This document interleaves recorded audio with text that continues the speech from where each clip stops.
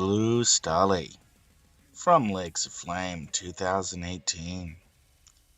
Alright, so I've got up an Impress series of slides. I've broken out the C4 playlist. There must be a bee in my oversized, frilly laced bonnet. Well, there is. Okay, where we're going to start with is Intel tomorrow on 3/30/2022 will finally, after years of talking about it, unveil the XeGPUs, the XE, and I'm saying Z like in Xeon, the XeGPUs, the long-awaited discrete graphics processor from Intel to compete with ATI, AMD Radeon, and Nvidia GeForce. Now, in previous streams, I have made it very clear I am no fan of Nvidia. I don't like the company. I don't like what they do. I don't like their drivers. Absolutely nothing in Nvidia does interest me at all. And if you think Nvidia is in it for the gamers, you are wrong. Period. Now, I have increasingly become interested in what Intel has or potentially has to offer. Intel has poached a significant amount of engineering leadership, engineering capability from AMD and from other partners such as Imagination Technologies, aka Power VR. And I think I've seen some names that I recognize from the old XGI days. That would be the combination of Sys and Trident hanging around Intel's official accounts. So we're looking at a positively detonating brain trust that Intel may have working on their graphics. We won't really find out what they've come up with until tomorrow. I have not been contacted by Intel and offered a pre-release sample. I do not have any Intel hardware on hand as a pre-release example. I am completely in the dark. I have had an email back from Intel's PR department after a previous stream. And I mentioned in yesterday's stream, I haven't actually had the guts to open it, because I'm normally one of the biggest critics there is on Intel's behavior. And if you're really interested in hearing me rock down on Intel, just look up yesterday's hour-long stream. Alright, so what I want to do on this one is I want to focus on what I want to see come out of Intel's presentation tomorrow. Where I want to see Intel aiming. How I want to see Intel aiming. And I'm going to lay it out like this. What I want to see Intel do is I want to see Intel pull in AMD on AMD and Nvidia. And if you don't understand what that means, a few years back when AMD released the Ryzen processors, AMD utterly ripped into Intel's market share, offering more performance per dollar across the entire range. AMD put out processors that brought $1,000 processor performance down to a fraction of the cost. And if we're reading the information right, the upcoming AMD processor, the 5700X, Ryzen 5700X, is supposed to offer Ryzen 5800X performance for about $150 US. Now, I don't know if it actually can do that, but if AMD manages to stick that line and bring out a Ryzen 5700X with $150 US price point, get it into channel and get it into the hands of intended clientele, that's going to drastically lower the bar for what is expected of performance per dollar. And that's what I think Intel has to do with their graphics chips. Intel simply can't come out and match the current MSRP of the last generation card, that is to say the Radeon 6000 series that is currently on market, and the GeForce RTX 3000 series that is currently on market. Intel simply can't match their performance at MSRP. Intel has to crater match the performance below MSRP. And so what I'm going to focus at is what we should expect from each tier of each potential processor, graphics processor, that Intel could theoretically launch tomorrow. Now, we're going to start with, I've said it before and I'll say it again, 1080p is for cell phones. Let me say it again.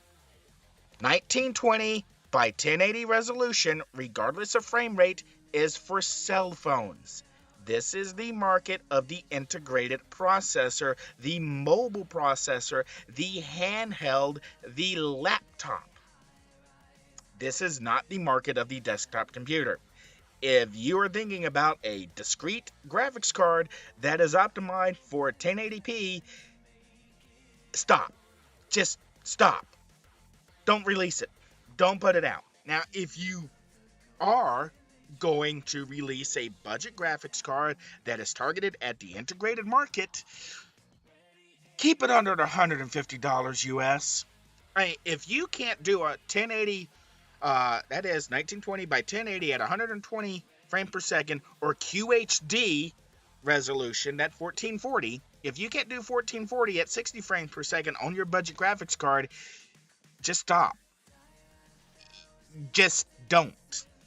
Now, okay, moving up from there, the mainstream graphics card. And this is the graphics card where the casual consumer will buy. And we're looking at basically the $200 US price point. And this is where we want to be starting to do QHD at 120 frames per second, and we want to be doing ultra-wide QHD at 60 frames per second. Now, ultra-wide QHD isn't quite twice the resolution. It's not quite twice the workload, but it does give a good target point where you can reliably do this resolution at this frame rate on this graphics card. And the stepping up from mainstream going into the $299 mark is where I want to see something that does 4K 60 frames per second. The Radeon R9 290X is over 12 years old at this point. I know I've got like a TechArt page loaded somewhere in OBF, but I'm not going to bring it up because quite frankly it's tacky. But the R9 290X was the first graphics card to reliably do 4K resolution in 30 frames per second, and even in 60 frames per second once you got a hold of some optimizations, aka low-level rendering like DirectX 12 and Vulkan. Now, given the age of that graphics card and given what it achieved, if you can't outperform the R9 290X in 4K at $299 US, you've got a serious engineering problem. You've also got a serious supply chain problem, but you may not be able to do anything about the supply chain problem. All right, moving upwards into the market where the higher end gamer, the weekend warrior, the non-press gamer, probably where they will be playing. And we're looking at 4K monitors. We're looking at ultra-wide QHD at 165 hertz. We're looking at ultra-wide 4K at 60 frames per second. Looking in the kind of hardware that a casual hardcore gamer, the kind who, plays EA games and thinks they're fun. This is probably the market where they'll be in. They're looking for something that will drive the monitors that they already have at the maximum capability of that monitors. So that's where, in the gamer mainstream, we're really looking for ultra-wide QHD, 165 hertz capability, 4K at 120 frames per second, ultra-wide 4K at 60 frames per second, and we're starting to dip our toes into driving 8K monitors at 30 frames per second. Now we get up above that, and we're now in basically the $500 mark. $500 US. And this is where we start getting into somebody is laying out serious amounts of money. These are the kind of consumers who may have paid scalper prices for graphics cards that weren't reliable. These may have been people who paid scalper prices for used graphics cards just so they could get the most out of things they could acquire legally on market at retail price points. And this is where we're getting into the ultra-wide QHD at 200 Hz. Now, I'm only aware of a few monitors at all that can do ultra-wide QHD at 200 Hz, and all of them are hideously expensive. But if you're paying upwards of $800 for a monitor, $500 for a graphics card is going to seem downright reasonable. But this also helps expand the market. If you get a graphics card that can drive those ultra expensive monitors at $500, you now give the monitor manufacturers a reason to. They now can sell more of those higher end, higher resolution, higher color depth monitors to more users who can actually make use of those monitors. That causes the price of the monitors to fall. This expands not only your market share as more people buy these gamer class graphics cards, it also helps partners that are involved around you. And then finally, at the high end, we get to the $600 mark at $599 US. And this is where, again, we want to see something that can drive ultra. We're really talking about two 8K monitors side by side. So we're looking at two 8K by 60 frames per second each, or a single 8K monitor at 120 frames per second. Now this would be very useful if you can build a GPU that can push that amount of performance. It would be very useful in the workstation market. And with the concepts and precepts of Vulkan and DirectX 12, there's less and less separation between the computational capabilities that are required of a workstation class graphics card and what's required of a consumer class graphics card.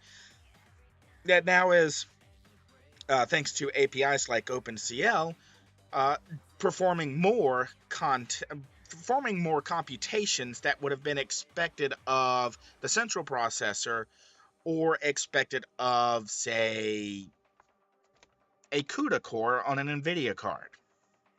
So this is where I would like to see Intel line up their graphics card announcements. I don't think they're actually going to have 1, 2, 3, 4, 5, 6 SKUs to announce or to show off, but this is where I think the product range should line up. All right, so that brings us on to the next obvious question. How do we define the performance envelope? And this is actually a pretty good question because it's referenced in yesterday's stream.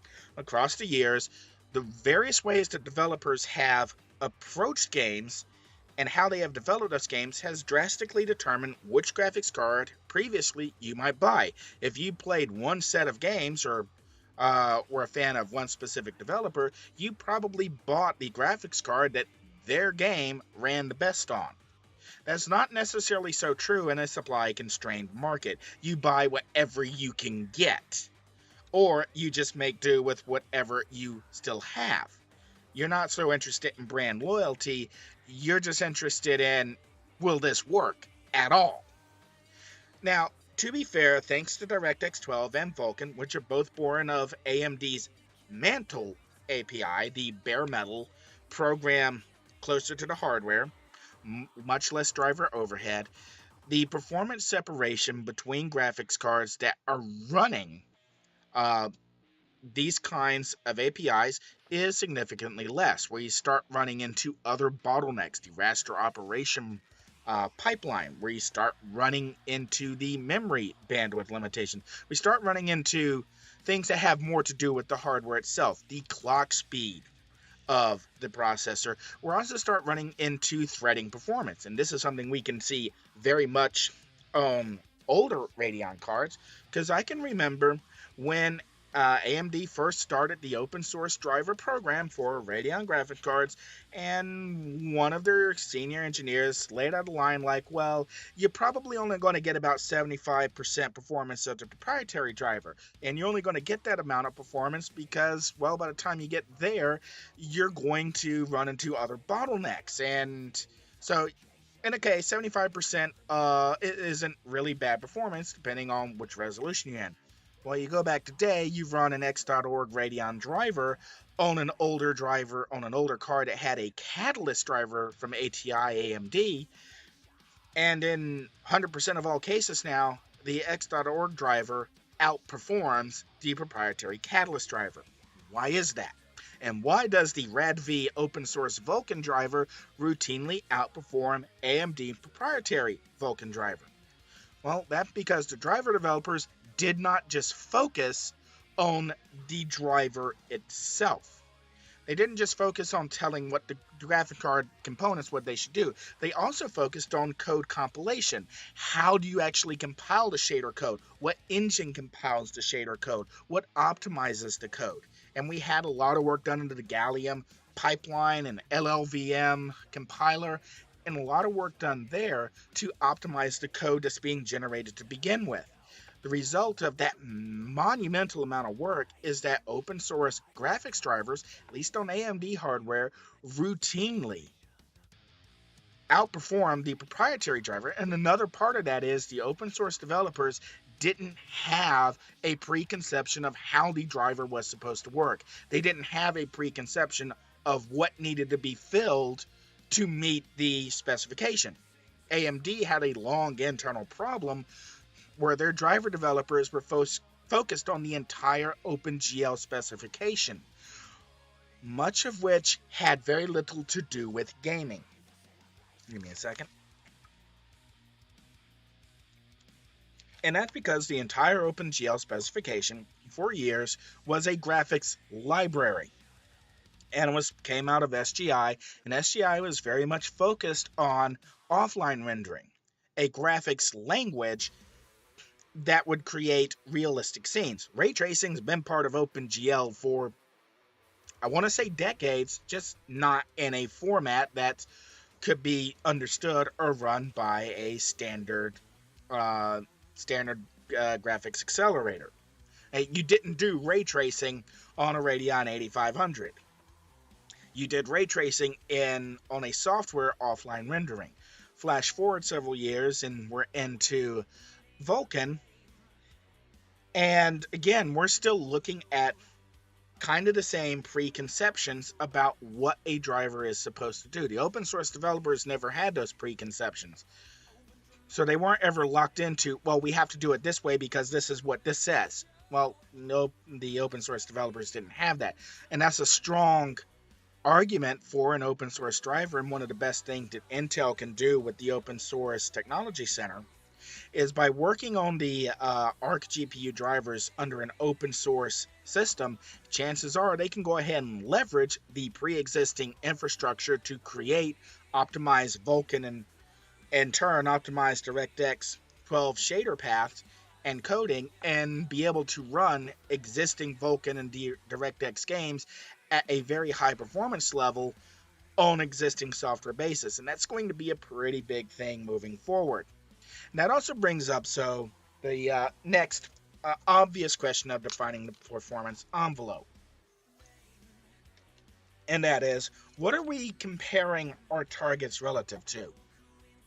What scenes are we looking to have rendered in QHD at 60 frames per second? What kind of polygon load are we looking at? What kind of ray tracing load are we looking at? And, okay, we could compare this to, say, the PlayStation 5 and the Xbox Series X, because these are platforms that are well understood by developers. So we have an idea of what kind of performance they need to render a scene on those devices at a common television resolution. But I'm not really sure that that's the best way to go about it, because once you start defining your performance by somebody else's performance, well, then you run into the kind of conflicts that have been seen in the past. Specific case in point, when you have benchmarks like 3D Mark, where driver vendors start openly cheating, rendering things that are not supposed to be rendered, or not rendering things that are supposed to be rendered, in order to make their cards appear to move faster. So once you start getting into relative performance, makes it much more difficult. So what would our new definition of performance be? And I think the easiest way to answer that is to look at a Nintendo Switch. The Switch has a very low base resolution, something like 854 by, I forget, it's not even technically a 720 progressive screen. But developers have a very good idea, working from that base resolution, what kind of scenes that they can create when you dock the Switch and move it up to 1920 by 1080. And this may be something to look at when you're creating your baseline. What can your integrated chip do? Can the developers that you work with get 60 frames per second in 1920 by 1080 on your integrated chip? If they can, if that's your benchmark, then you can extrapolate that performance upwards to get to the target that you actually want. So if you know that your developer can reach 1080, 1920 by 1080 at 60 frames per second on your integrated processor, then you can very reliably predict they're going to need this many calculations more to scale that resolution up, this many more calculations to scale this resolution up, this many more calculations to scale that resolution up. So while you may not be able to determine workloads, because gaming workloads are not predictable, you can extrapolate based on what your base performance would be. And if your developers can't get 1080 by 60 frames per second on your baseline hardware, well, then you can start looking at driver optimizations. What are they trying to do? What are they trying to create? And then approach it from that point. I'm not saying that's the best way to go about it, but I think that's one way to frame the performance of any specific graphics card. And yes, I'm aware my voice is just cratered. All right, so moving on to the last slide, because I thought my voice was going to hold up a little bit longer. Supply chain. And I've gone into this in previous streams, and I want to go into it again and again and again. Intended clientele matters. The people who actually use the graphics card. The thing is, Intel, AMD, Nvidia don't just, on the surface, make money from selling hardware. They don't make money just by selling you a graphics card, just by selling you a processor. They make money by also selling you services to go with that processor.